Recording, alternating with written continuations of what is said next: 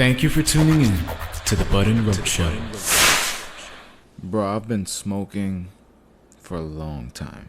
Long time. And you know what it is too? Like, the more I think about it, I feel like I've reached a point where even if somebody showed me like a truck full of cigarette butts, I'll say I smoke more than that. Like, since inception. It's depressing. That's just not like, I'm not proud of it. It's truth, though. You're admitting the true fact. We just saw someone, I'll shout him out, George, and he told us a story right now when we went to go get another beer that somebody asked him for a cigarette. Somebody, a total rando. Somebody he didn't know. It was just like, and then the dude immediately started saying like, he was going through some shit. He was saying a lot of us, not a lot of me. He was like, yo, they don't want people like us around here. They don't want to see like, you. Bro, I don't know you from a fucking hole in the wall. But this thing with the bumming of cigarettes, I've never heard anyone bum a blunt. Because you're not going to bum a blunt. A blunt costs about as much as a pack of cigarettes. You're not going to bum a blunt. You might bum a hit. You could bum a hit. But I feel like this, and I'm guilty too, I've done it, this cigarette society, for some reason, it's just open law that you can ask someone openly for this, and it's not supposed to be considered offensive. It's supposed to be considered modern practice. I think that in the sense in which you were talking about it, where I see it all the time, I've seen it happen to my friends, and usually it doesn't, no one just expects it. A lot of them, yo, could I buy a cigarette off of you? It's never, it's like it's just like a 60-40, 65-35. Most people, where I see it happen, when I see it with my friends who smoke cigarettes, if someone comes up to them, they'll say, yo, could I bum one off of you? Not very often. A lot of the time, they have $1 in there, like, hey, could I get one? It's usually like in between the index finger and the middle finger. Hold like, hey, could I get one off of you? And most of the times, my friends who have the cigarettes will be like, nah, don't worry about it. Because that is a passing encounter where they'll pass that cigarette. You make a very valid point. And you're not even a cigarette smoker. You're a spectator. No. If someone offers me money for a cigarette, I'm going to give you the cigarette for free. If you ask me for a cigarette, you're not getting a cigarette. I ain't got it. I think it's just the simple nature of the willingness to compensate for what you're asking for. Or even if you're going to, like, if you're, I don't want to take this off topic, but if you're like a bum on a train, like a strap hand, what do we call them? Strap hanger. What is it called? Strap handler. Handler?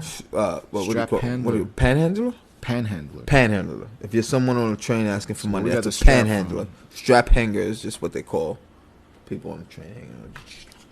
So, if you're one of those people, and you put on a performance, and I'm not talking about swinging on the bars and doing the dancing shit that really annoys everyone else. Like, if you're actually going out of your way to put on a performance in the station, I don't care if you're beating a drum, I'll give you the fucking $1. I'll give you the $1. But when you go on the train and you just have a sob story, there's nothing entertaining about that shit. There's a dude I see on the L train almost, I want to say, multiple times a week. I don't take the L train at night anymore. No. Smaller, not even smaller guy. A little bit smaller than you, but a dude who's always on the L train. He kind of talks like this. I have no money. I'm gonna die. Somebody treat me with some decency, a little bit of human decency. And it's annoying, bro. But here's the thing. I see him on a train multiple times a week. And you know what? You're never wearing the same clothes. You're never wearing the same sneakers. You're never wearing the same jeans, my man. Yeah, your shit's dirty.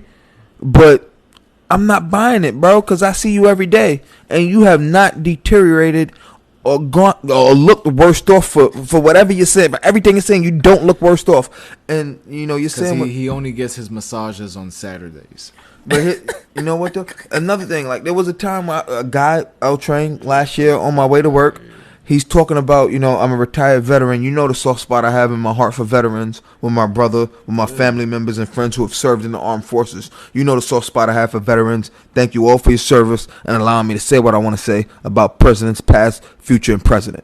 You know what I'm saying? And I appreciate that, everything you guys have ever done to allow me to do and say what I can say in this country. With that being said, I have a very soft spot because I think veterans get the worst deal. I saw a guy on the train. He was saying, he just got off out of active duty. He's trying to get his shit set up and all that, trying to get the veteran benefits.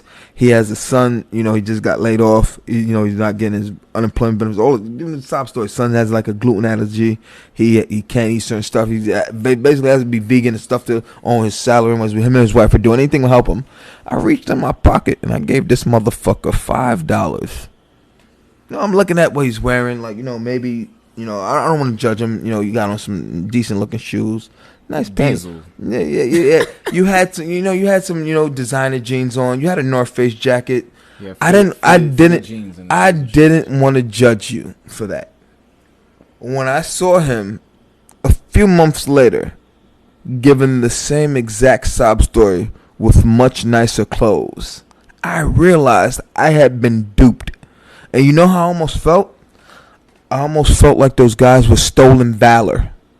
Yo, those stolen valor videos. Yo, for you, because for me, whether you're a veteran or not, to have used that, real kid or not, married or not, but to use that, to know how people feel for what veterans go through, as a ploy, as a pun, as a scheme, for what I know my brother suffered through, for what I know people that I know in the armed forces have gone through, what they deal with, PTSD and stuff like that. 22 veterans a day commit suicide. And don't get benefits, don't get the help they need. And when I wanted to drag him off that train and bash him. And not even they ask for cigarettes. The people that have come up to me and asked me for cigarettes that served in the forces, they did what I said I gave them the cigarette for. They offered at least 50 cents. At least 50. I don't give a fuck if you got 75 or $1. If you pull out 2 quarters, I'll give you a cigarette. Because it was intent. I study in people's intentions. And if you just one of those people, especially those people that if you ask for a cigarette and I say no, then you got something slick to say after that? Bro, you're the scum of society. You're the scum of the earth. And that's something, man. I think you just deserve it. Like, this is mine. I paid for this. I earned the money to buy this. You know how much fucking cigarettes cost in the city? What are they, like $17 a pack? $18 a pack? I was doing a job at this restaurant that just opened up called Catch Steak. It's right next to Club Tao. And the deli that was next to, like, they even had a sign up that said, "Don't question our prices." Because the cigarettes for $16.50. That's like, and bro, I'm like, yo, you're not even in Times Square. This is like 19th Street, 9th Avenue. You're not anywhere close. The closest thing you have to you is, if not Union Square, is FIT. The High Line. The High Line. And you're charging these enormous prices, and then you got these people these are the people I hate the most. The people that just pick it out in front of these delis and they see you buy a fresh pack, and this just happened to me a dozen times. I go and I open the pack. You got to peel the thing off. When I open the pack, I'm looking for one thing. Before I'm looking for cigarettes, I'm looking for the flyer that's supposed to be inside the pack that shows me that this came from Newport headquarters and not Cantinflas' basement in Queens. Because these fake cigarettes getting sold as real cigarettes and you paying real cigarette prices, I could go to the hood and get an $8 pack. But if I'm going to spend $13, $14, $15 in the city, I expect it to not be the $8 pack that I then travel to Brooklyn for. So I'm looking for that. Once I get past that, like the last pack that I bought, it had the thing inside, bro. That was a sigh of relief. But then you got people that pick it out in front of these places, and as soon as you crack that pack, yo, can I get one? Can I get one? I'm just like, yo, can you offer some sort of service? Like, I don't want to ask you for a blowjob, but like, if you're gonna ask me for 2 cigarettes, then you better suck my cock. Can I get one? Like, hey, can I get one more? Like, I've seen it happen. It's And fucking you know, stupid. I don't smoke, but the smoke I'm probably closest to aside from you is Lorenzo, my older brother. And he has a saying, whenever he gets tired of lending someone cigarettes or someone bumming cigarettes off of him, you know what it is? It's called Newport, not support. That's my brother's favorite line. Like, when he's tired of, like, someone bothering him, he's like, nah, I ain't got it. Like, and you know Lorenzo in front of you, open a fresh pack and look you dead in your eye, say, I ain't got it. Yeah. And his line is, yo, when he gets tired, yo, it's called Newport, not support. And it's like, yo, like, I couldn't do it. The price people. That's a soundbite right there. And then, like, there are people, like, a pack-a-day smoker. If you smoke a pack a day and got people bumming off you at 17, think of that, those prices, man. And I smoke a pack a day. I smoke a pack a day, bro. And it annoys me, like, and I'm somebody I'm very giving. So, like, if I'm smoking with a bunch of people that I know smoke, I'll give people cigarettes. I got no problem with that shit. My problem is strangers.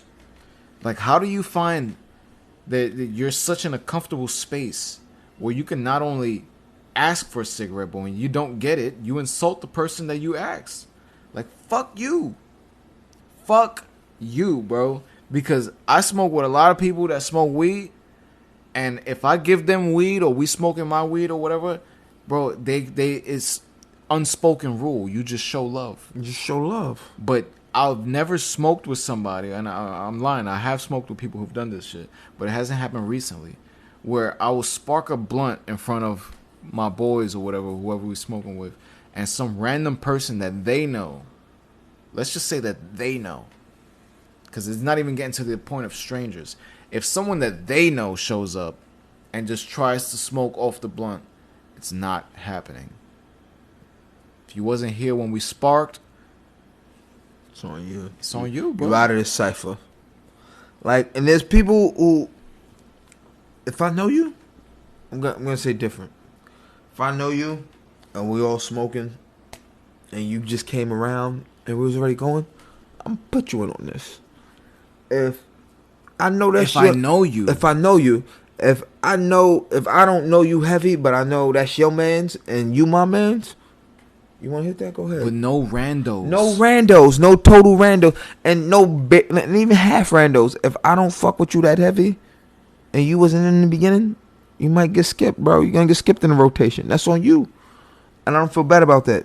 But like I said, I'm not a cigarette smoker. I'm a weed smoker. And weed is a social thing. So, like, if it's one of your people, like say, let's say you came through, you came through one day, like, you know, you came through, yo, I'm outside, the smoke something, roll something real fast. I came out there and you would have had somebody I know. Nigga, we passing it to him. Because he with you. And you good enough. If he's there with me pre-smoke. Yes. If the nigga just, like, pull up out of nowhere, dap you up and shit. Like, if we were smoking when we walked to the store right now and we would have bumped into dude, he could have took a hit. He could have took a hit because I already know him. But if the Mexican dude that he was talking about said, "Yo, pass that shit, motherfucker." Oh, pass what? Fell in the puddle. Said, no, you're not here, bro. Like, I have at least some history there. There's no history here. So I wouldn't even give you a cigarette. Especially if you crumpled over in your car and you just looking for random strangers to ask for help. For cigarettes. And then you say, they don't want niggas like us around here. Nigga, I'm not a nigga like you, bro. It's like, we ain't the same type of nigga. Bro, you're the guy. We doing very different things. It's like, fuck out. I'm here. Bro. You're there. Look, that we ended up Let's doing a remember solid 15 on this shit. Again, man.